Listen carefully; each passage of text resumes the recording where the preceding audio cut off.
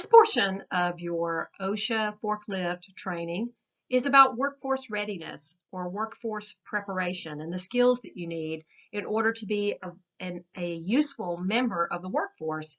And you may be asking yourself, what is workforce readiness or why does it matter? So we're going to take a minute to begin our exploration of these ideas by just introducing the topic.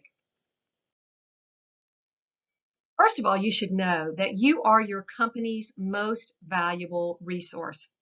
Most companies spend more money on employees than anything else. And so who you are as an employee and how you work is going to make a huge difference to the company.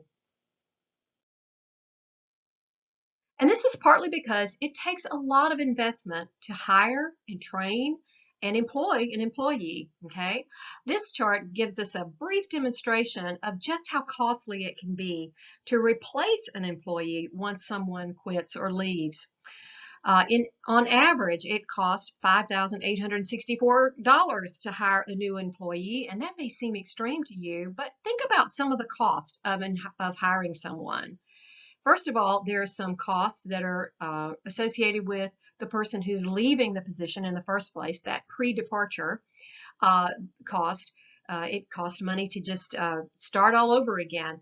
And then it could cost as much as $1,000 to start the recruiting process. That means developing the ads and putting those ads in various locations where people can find out about the job. Posting onto job boards is not a free service for most of the big job boards out there. And so employers have to pay money for that. They also have to hire personnel who work in human resources to keep track of all of that, to look through all the applications and to go through the selection process, to do the interviews, to read the mail, to keep up with those posts and so forth. And so that costs personnel money to take care of all of those things. And then after you're hired, it may cost another 14% of your salary to orient you and train you and get you going in a new job. Everybody knows that the minute you walk in the door, you don't automatically know how to do everything in a new job. It takes time and energy for someone to work with you, to supervise you, to train you and get you up and running to where you are a productive member of the team.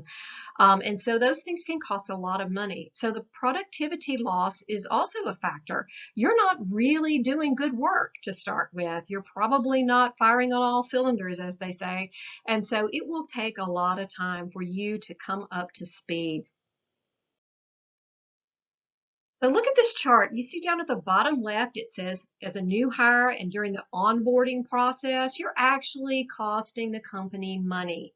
And even up through the training period, that's still something we call the investment zone. The organization is investing money in you, and you're not really going to start benefiting the company and earning your paycheck until pretty well into the job. And so hiring someone really costs a lot of money. And then even after you begin working, your salary is only a small portion of the benefits that you are costing your company. Your wages and salary typically only represent about 70% of your total cost to your employer if you are a full-time worker with benefits. And you can see some of the breakdown here in the graphic chart we've got here. Paid leave, that means holidays and vacations and so forth. So time that you're being paid for that you're not being paid and that you're not producing anything. The health insurance that they offer you, any supplemental pay they may offer you, the retirement savings and plans that are required by the government for them to invest for you, and then a variety of other places. Or make up at least 30 to 40% of your wages, which is the purple part of the pie that you see there that you actually take home. And that's just your wages, not even what you take home. You've got taxes on top of that as well. So keep that in mind when you're thinking about how much you cost your employer. So businesses want to reduce turnover, hiring committed workers who will work efficiently and effectively and will stick around.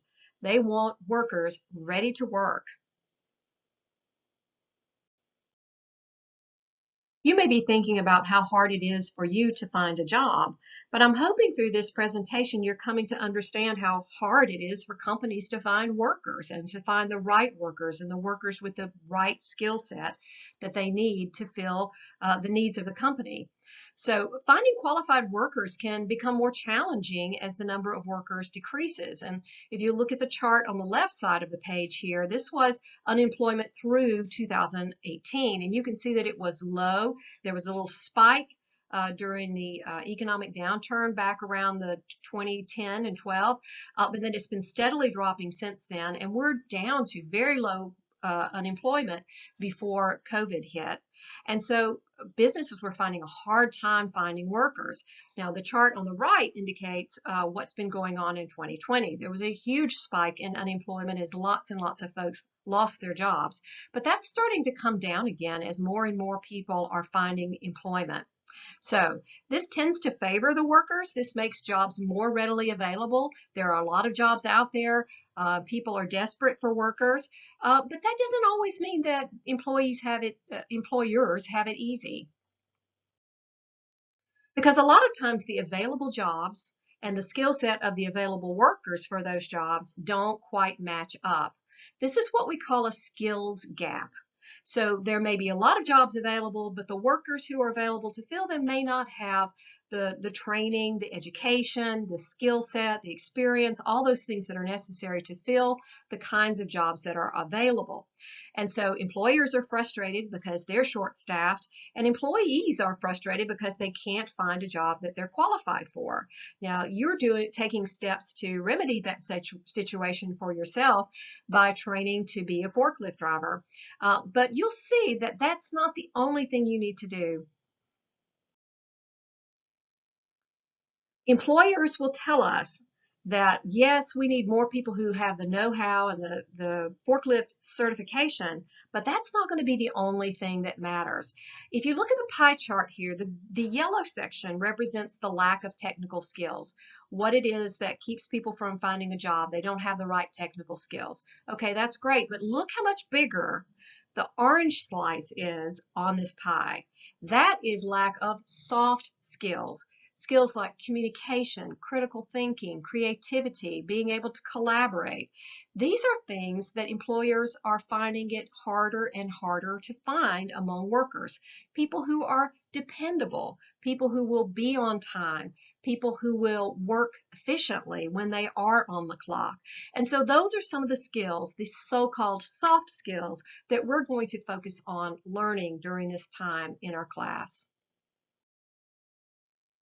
Here are some of the employability skills that employers are seeking. They're seeking people who know about leadership and teamwork, about written communication and problem solving, verbal communications, a strong work ethic, etc. And so there's going to be some of the topics that we're going to cover. When we first taught this forklift training class back in October of 2019, we had just received an email from a potential employer who explained that, yes, they might be willing to hire some of the people who graduated from our forklift training class. But they explained what it is they're looking for. So let me just kind of read a little bit of this for you. They said that blank, their name of their company, is looking for entry-level employees with good understanding of the soft skills that are essential to a productive workforce. Skills such as communication skills, both verbal and written, are necessary for our workforce to produce quality products. We would prefer to interview individuals that have a good understanding of how to deal with conflict and how to handle difficult situations effectively. There is a shortage of people who are able to listen and hear directions and ask questions to confirm instructions. Time management, business, and work ethics, which include the importance of being at work on time and calling in if unable to be at work, are skills that are hard to find in the workforce.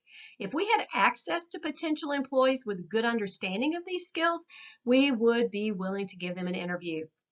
So we were able to introduce some of these topics to our students back in October of 2019, and we're going to do that for you during this course. So some of the skills that were mentioned in this email are these things.